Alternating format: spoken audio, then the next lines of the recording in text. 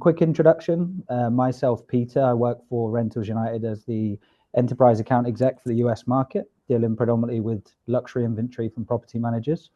And yeah, happy to spend some time talking about the specific topics and trends today alongside Matt from Track. And hi, everybody. I'm Matt Rabb. I'm a senior product manager at Track. I specialize in distribution and in payments, but I have been with Track for quite a while, so I have a well-rounded knowledge of our entire PMS. Perfect. I don't know if you want to move to the first slide. So just to give you guys a bit of an insight into who we are at Rentals United. So effectively what we focus on most is driving distribution across various different OTAs, predominantly as a channel manager, but looking outside of that sort of standard process or partner with our clients. We're looking to help maximize revenue, expand reach, as well as, giving you access to numerous different OTAs and special channels that can have benefits to you guys as a business. From a software solution and unique connectivity features, there's a lot of data that we're going to share with you today that's driven specifically from our internal tools that showcase the performance of certain channels and which ones potentially will be a benefit to you guys moving forward. Oh, are you there, Helena? Rentals United helps all of our property managers grow their business, not just with connections to channels, but coaching, guidance, as well as the seamless integration with one of our premium partners, Track, alongside dedicated support and distribution optimization and long-term revenue success. So you can see in terms of preferred partners, obviously the main sort of 4 or 5 that are out there in terms of Airbnb, Booking.com, VRBO, Expedia, and Marriott Homes and Villas. Perfect, Elena. Yeah, and then a little bit about Track. For those who don't know us, we're a property management system. One of our highlights is the flexibility that we offer. We're extremely robust in trust accounting. We operate in just about every vacation rental location possible, which has very diverse rules. The flexibility that we give is managing your business the way you need to manage it. I was talking before this, you know, the property managers I see using us, not any one of them has exactly the same business or business setup, and Track handles all those operations. We've taken those all into account through years and years of development work, and we have a great amount of features to support all the different business aspects you have when we're running vacation rental industry. And then we have integrations that give you options to adapt with other innovations throughout our industry. And that's really our strength is building an enterprise software for our users and then also allowing them the choice to bring in third-party companies where they see it fits their businesses better. Elena? So yeah, I mean, in terms of what's in store for the vacation rental industry in general for 2025, we've got a few topics that we want to discuss, myself and Matt. We're going to kind of make it as open a conversation as we can, and feel free to fire in questions at any point. Great. So I'm going to talk to you guys about occupancy rates, travel trends, and also dynamic pricing. If you want to go to the next slide. So just an introduction to Track and a little bit more on myself. So I'm a product manager. I'm not an analyst. I'm not a data scientist. I ingest this information the same way you guys do. I ingest it for the purpose of knowing what products to build for our customers, what do they need in the coming years, in year 1, year 2 from now? Is it going to be robust and they need things to capitalize on all the added influx of travelers? Or is it going to be lean and they need things to make their businesses more efficient? All these things product managers need. So I spend a lot of time analyzing the data. Now, where do we get this data? Track has a pretty large internal program to utilize data from multiple sources and proprietary data. So one of the factors that we use is quoted OTA data and from key data. Now it's different from the key data information derived from different property managers that give them information. It's from OTAs and it's not scraped data either. It's quoted data from OTAs. So it's a lot more valuable and a lot more real time than what you do with scraping. Then we have an internal data scientist, and he goes beyond just collecting this data and displaying it to us. He uses AI and other tools to develop forecasts and analyze trends for the future.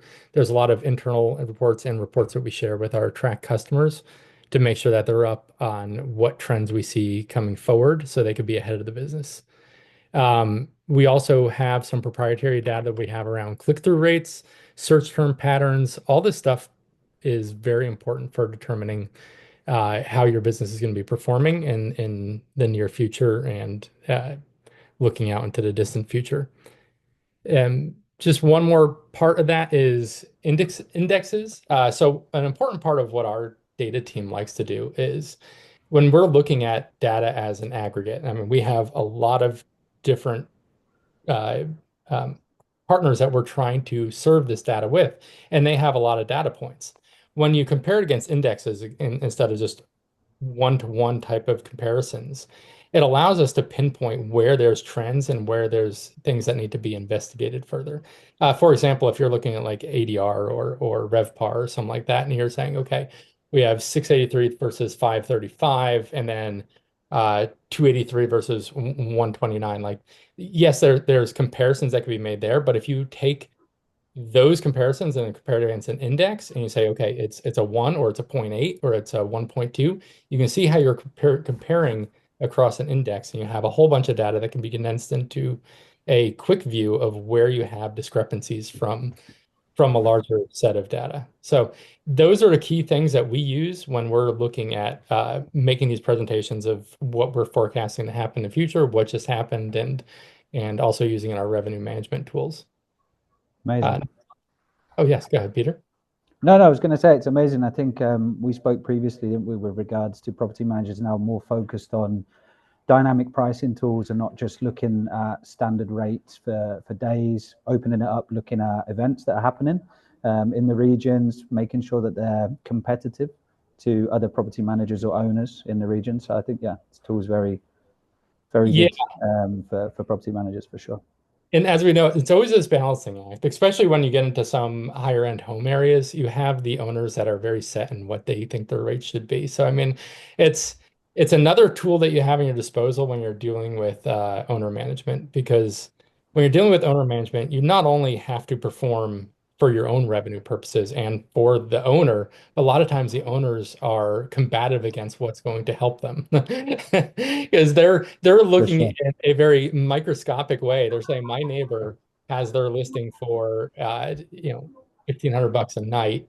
Why are you only asking 1389? And then at least you have some data and you have some numbers that you go back and show like, yes, they might be listing it for this, but they might be doing offline negotiate special offers through Airbnb and stuff like that. That might not be what they're booking it for. And here's the data that we have that shows the trends on why you should be pricing the way you are. For sure. Okay, so occupancy rates. The very first part of this Q1, I think, has been beaten to death on LinkedIn. I've seen about a million different articles on this. 3% occupancy drop. Q1 wasn't the greatest, but there's a lot of hope for Q2. Q2 is ahead of pace right now. Um, it's actually pacing higher than last year on occupancy, on rates, on RevPAR. So all in all, it's looking really good for Q2. We saw in Q1 that the booking windows were smaller, but they're changing for Q2. Booking windows are actually on the larger side. One key thing that happened in Q1 is supply growth is cooling. It's still up, so there's still more inventory coming onto the market, but it's slowing down, which is good. We would rather see negative or basically zero additional growth. We don't need more competitors in the market as property managers. So that's another positive sign for the future. Uh, the other two things that you see in that first part, guest nights increase slightly. It's all part of that same equation. So even though supply growth is cooling, you still have more properties on the market than you did the previous year. So guest nights going up, that's great. That means more people are coming to the area, but there's more available nights to spread that across. So you might see an occupancy drop on individual units. Um, on a long-term basis, we are expecting occupancies to go back to what they were kind of pre-pandemic levels, especially for properties that are professionally managed. Uh, it's always a little bit of an outlier when you're dealing with non-professional managed, but professional managed are outperforming right now from what we're seeing, and they're going to stabilize in terms of long-term occupancy. And what I mean by that is during the pandemic, everybody knows we had these giant jumps in occupancy. It's been fluctuating somewhat since then, and over the next 18, 24 months, I think you're going to see a lot of normalization. Interesting. Okay, so this slide, and I hope you guys can see this on the right. This is one of my favorite graphs to look at on a quarterly basis. So what this is a year-over-year change on RevPAR. So what we're looking at is the horizontal line is the national average for RevPAR.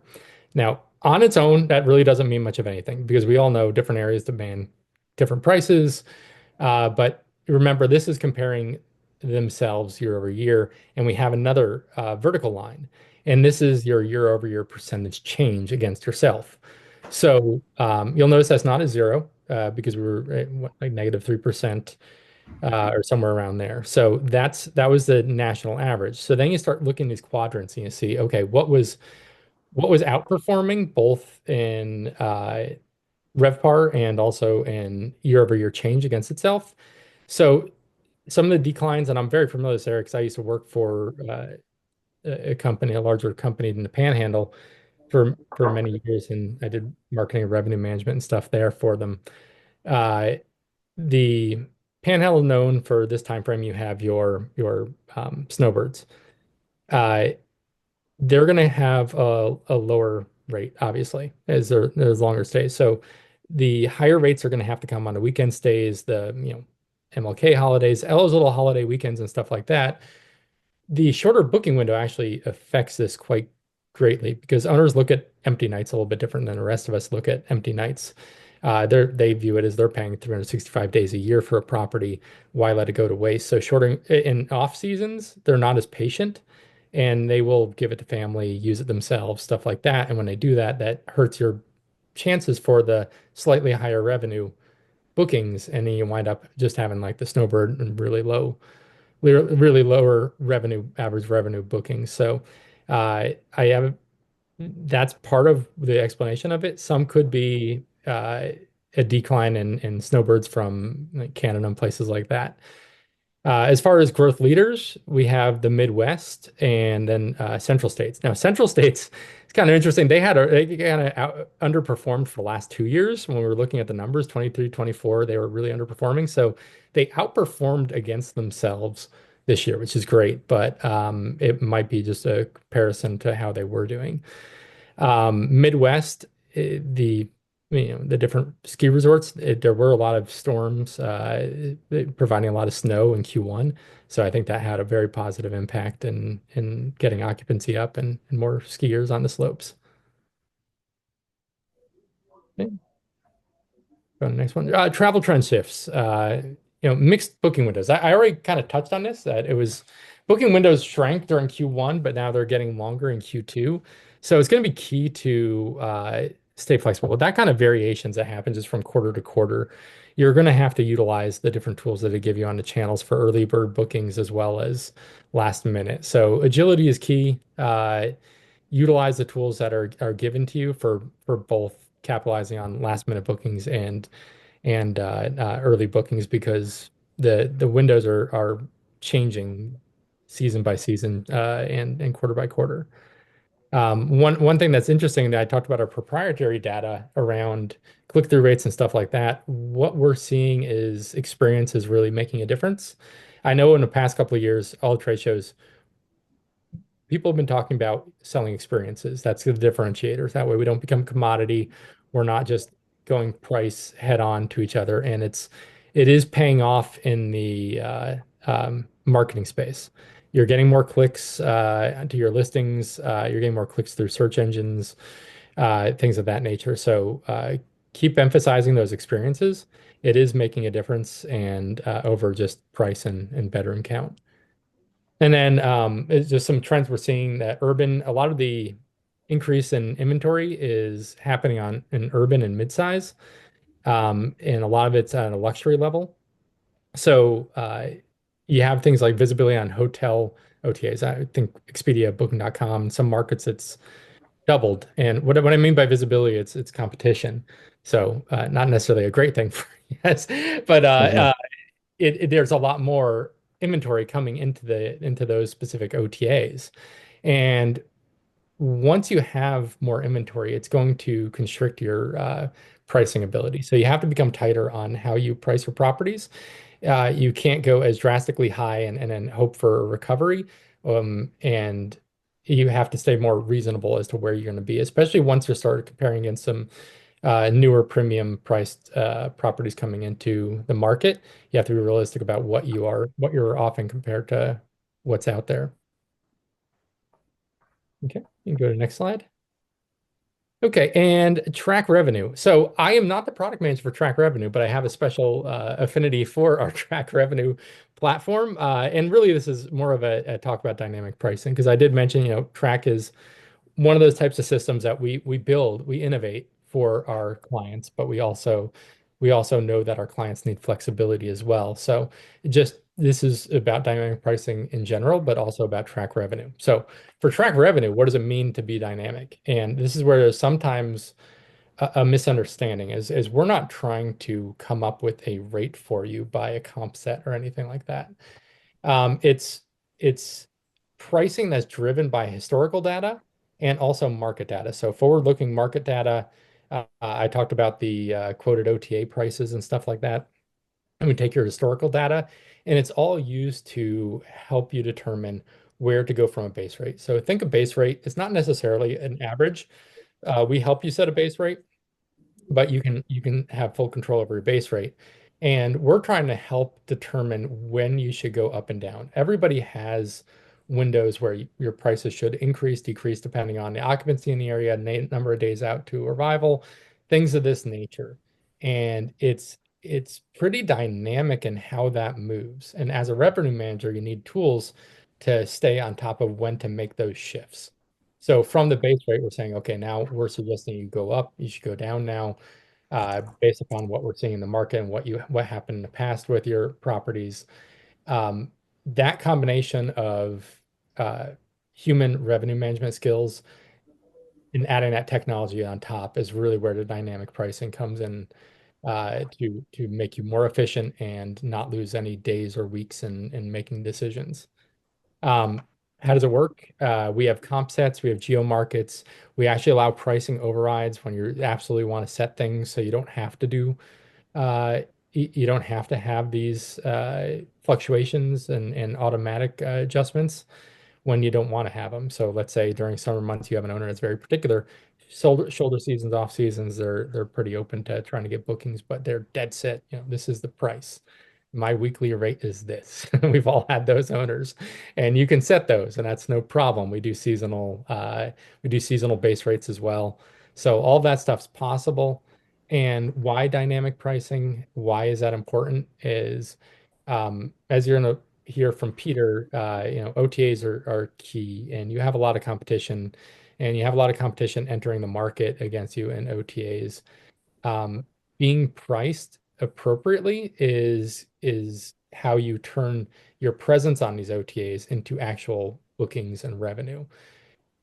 Great placement on the OTAs, meaning you have solid descriptions, every possible API aspect is filled out, and all your pictures are optimized. All that stuff is absolutely critical. But if you have the wrong price, you're probably not going to get the booking anyway. So it goes hand in hand, one another, distribution management as well as pricing. And dynamic pricing just lets you move quicker to stay on top of any kind of changes you need to. Yeah, for sure. Thank you, Matt. You're welcome. So yeah, Lana, as we move into sort of the evolving channel landscape off the back of what Matt was saying with regards to making sure that you keep up to date with the trends, not only in the markets in terms of the cost, but also with the channels that are there and available to you guys to distribute your properties across. So in terms of Google obviously rising influence in travel, almost like a one-stop shop for certain bookings for guests these days. At the minute, they don't charge any commission. So I think at some point they probably will implement that, like all of the other successful OTAs. And then looking at Expedia, vacation rental friendly approach now, and then also looking at the increase in the US market share with Booking.com, which I think is an interesting one based on the data that we have from last year in 2024. And then additionally discussing luxury distribution strategies. So diversifying your distribution across not only the, let's say, the household names or the main players, but giving yourself more opportunity for conversion across new channels where, as Matt was saying, you want to be competitive and you want to maximize the revenue opportunity as much as you can. So kind of the key takeaways here, we're going to go through sort of Rental United's robust platform, how it's designed to handle the growth, and then effectively the tools that we provide to efficiently help you do that across multiple channels seamlessly as well, so that you can focus on the main points of growing your business, whether it's inventory or looking, like Matt said, more granularly at the data to ensure that, yeah, the price points are the best place that they can be on the specific channels. If we go to the next one, Alana. So in terms of Track users specifically, a really strong partnership that we have with Track. In terms of the overview of the partnership here, we're looking into specific clients' data that we see with real results.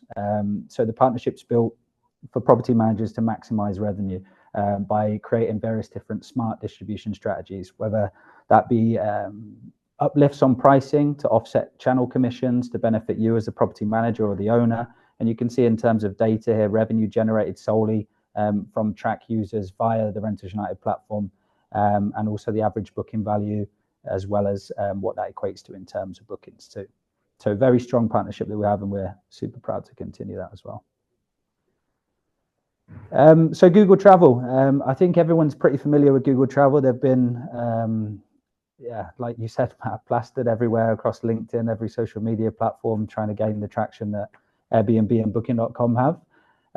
Like I mentioned, one stop for travel planning, listing optimization, as well as SEO rules are a must.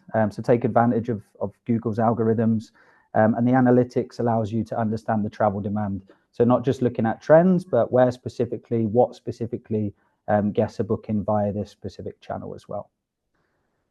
So keeping up, I guess, with the evolving channel strategy is the main focus here, and then constantly diversifying the platforms that you exist on.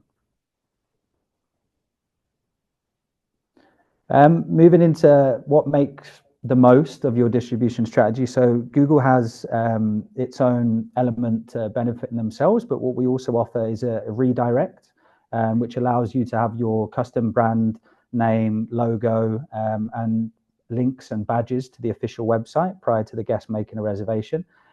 So again, if it doesn't happen now, it will happen soon enough, where Google will implement some commissions or some fees, I'm sure, but currently you'll receive direct bookings, commission-free, and go in the direction where every property manager or owner wants them to, directly through your own website.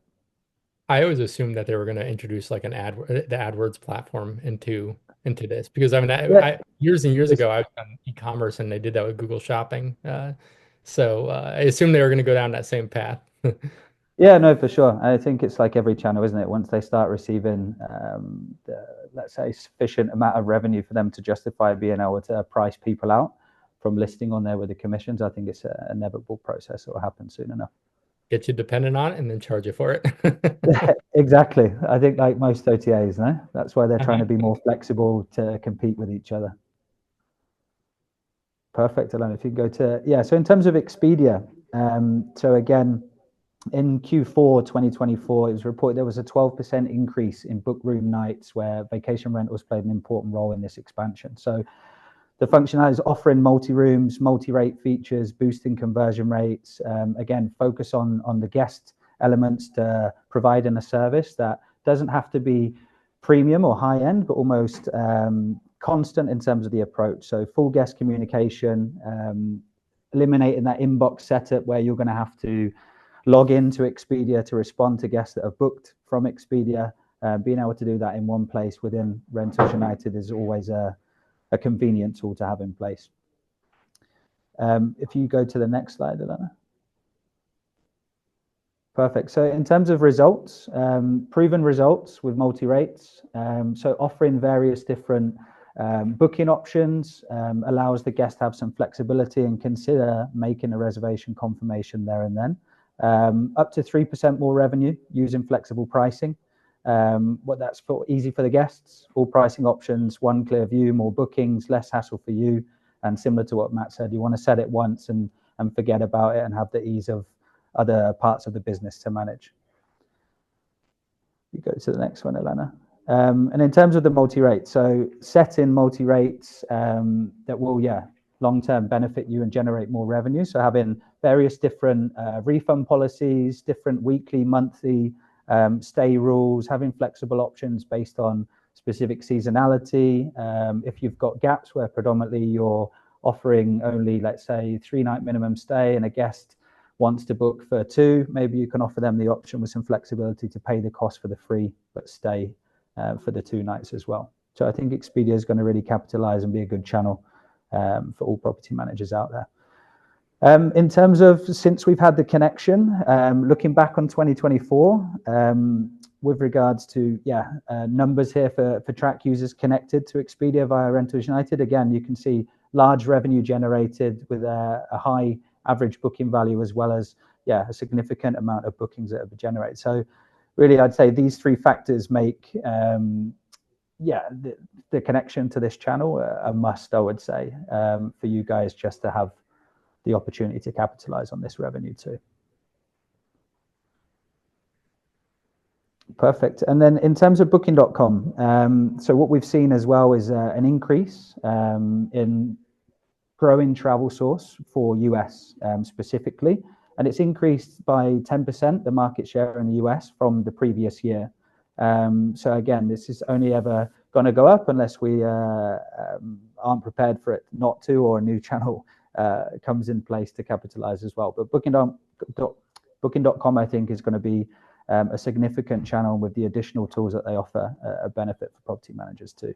Again, we've got data here based on revenue generated, average booking value. You can see, which is quite interesting, there's a 42% increase in overall revenue year over year in the US using Booking.com. And then in terms of bookings, again, you can see quite drastic increases there. 47% of bookings come from Booking.com for track users connected through Rentals United last year in 2024. If you can go to connectivity features, Alana, next slide. So in terms of Booking.com, so additional ways in which to increase revenue, kind of similar to what we mentioned with regards to Expedia, but having the multi-rate format with Booking.com, having that flexibility, like Matt was saying earlier, it's going to give you a high chance of more consistent conversion. And you see here 3 more times the revenue of multi-rates. Also, a big one is mobile rates. It's had a big impact. Minimal effort, maximum satisfaction for you guys as property managers and owners, and that in turn then increased the occupancy boost to 20% for multi-rooms too. So only 40% of total properties use multi-rates, but they drive a majority of the revenue. And you can see on the right-hand side here the considerable increase with having the multi-rate in place as to not having it in place. So you can see, again, in terms of just numbers generally here, just highlighting that Booking.com's multi-rates gives you flexible pricing, revenue gains, and overall properties with multiple rates made $76.5 million versus $63 million for those without, which again, huge numbers to consider. And I think, it's really proof is in the pudding here too. You can go to the next slide, Elena.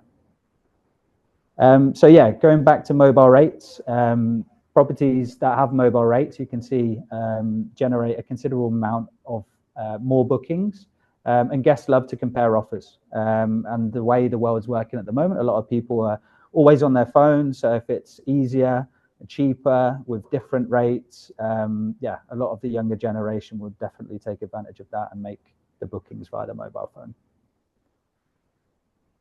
And then we move into luxury distribution strategy. So again, a big question that I always get asked by majority of the clients or the property managers that we speak to is how to define luxury, which I think is always a tough question. Is it still the standard VIP experience? Are there specific elements that are more beneficial in the industry based on amenities, or even going back to what you said, Matt, with regards to solely on pricing, having flexibility with the pricing, or do we look more granular with regards to cancellation policies, damage deposits, these kind of elements too? But there's definitely a lot of luxury-focused OTAs that we have within our portfolio that leverage other alternative options that will increase revenue or drive higher booking values as well. Why and how to invest in luxury inventory? Again, I think you can see whether the graph's too small there on the right-hand side, but you can see the sort of main household names in terms of channels. And then as you scroll across to the right, you can see some of the, let's say, more high-end luxury channels that we partner with as well. Plum Guide, Top Villas, Travel Station. And this is according to our data as well.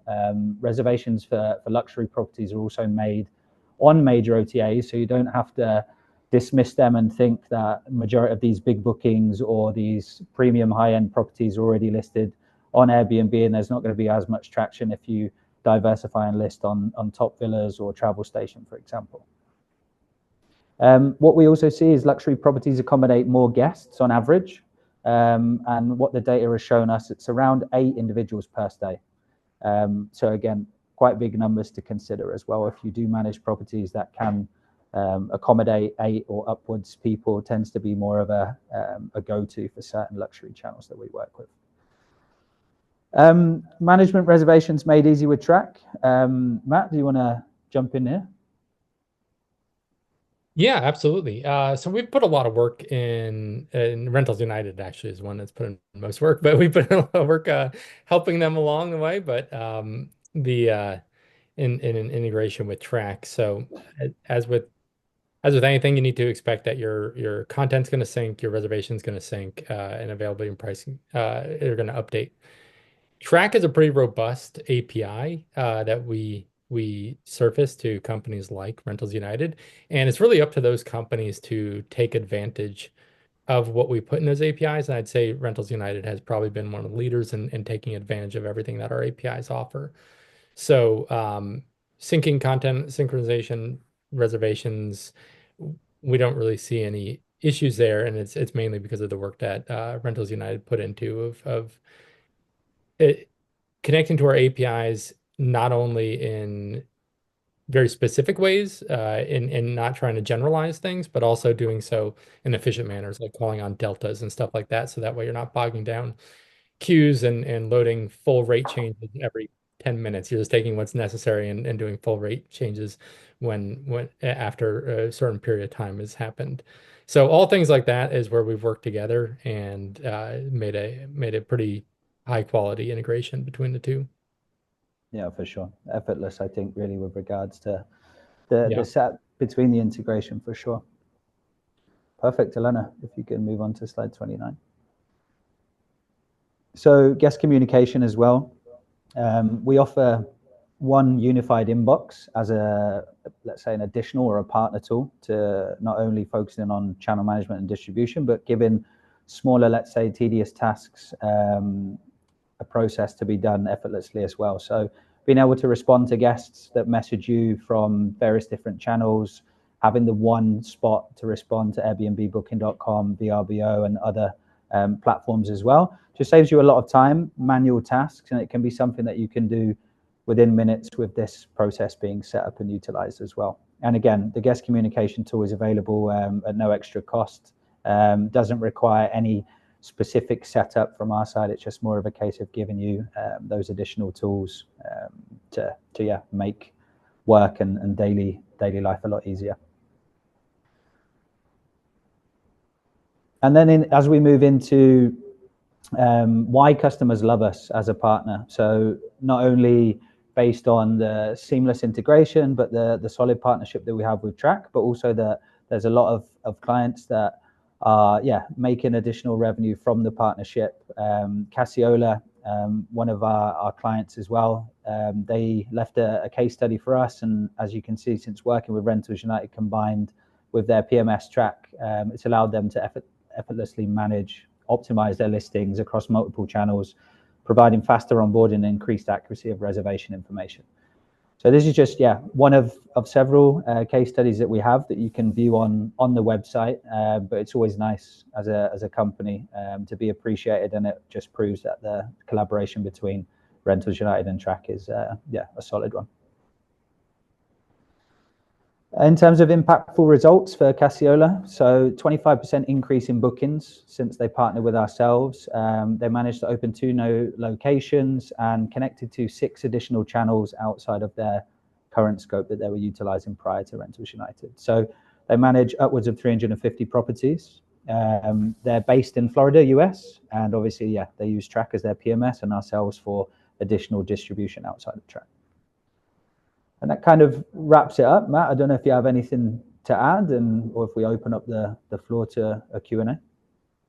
No, I say we open up the Q&A.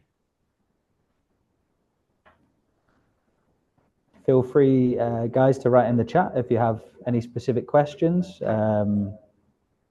If not, feel free to share with myself or Matt after. I'll throw one out there. Just because you get to work with more of the long tail channels that I don't get to work with, because we have our focus on a lot of the major channels and stuff like that. What do you see as one of the more exciting, and by long tail channels I mean like the up and coming channels that have not hit mainstream yet? What do you see as one of the more promising ones that's out there? Well, I mean, great question, Matt, to be honest. Really put me on the spot there, no?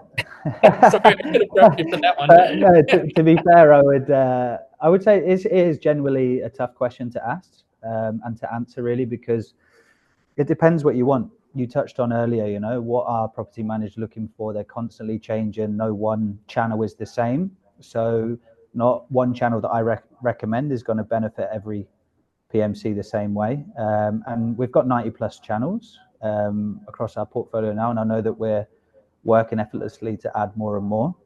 But I would say focusing on Expedia and Booking.com, just because of the enhancements and the advanced options that they're always creating and enabling. I think they're looking as 2 big, strong channels to consider for the rest of this year, for sure. Great.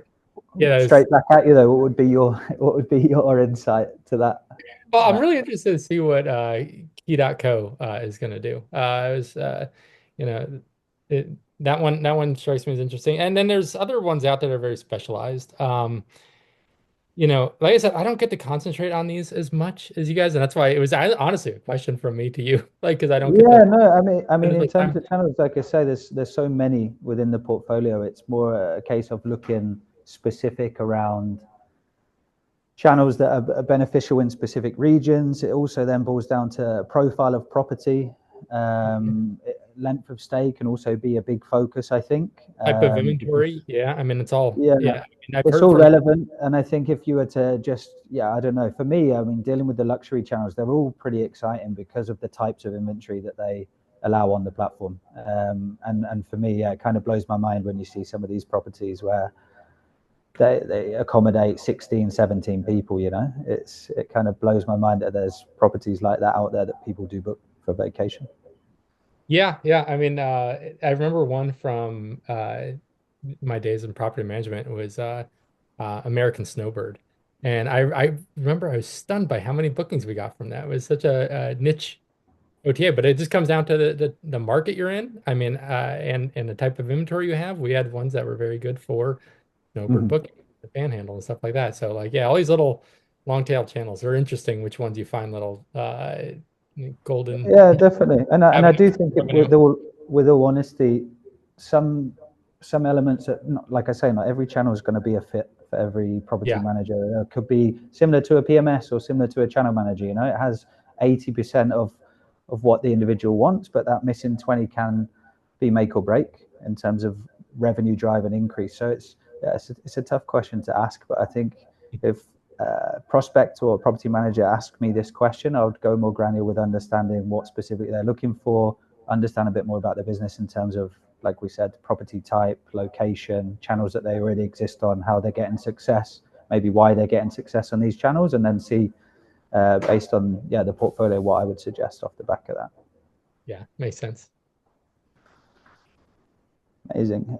Any questions else in the chat? No, don't see anything Okay, perfect. Well, yeah, Matt, it was an absolute pleasure to collaborate with you today. I hope every attendee found the webinar interesting and learned something, and feel free to reach out to myself or Matt should you wish to discuss any of the topics further. Be happy to do so. Thank you, Peter.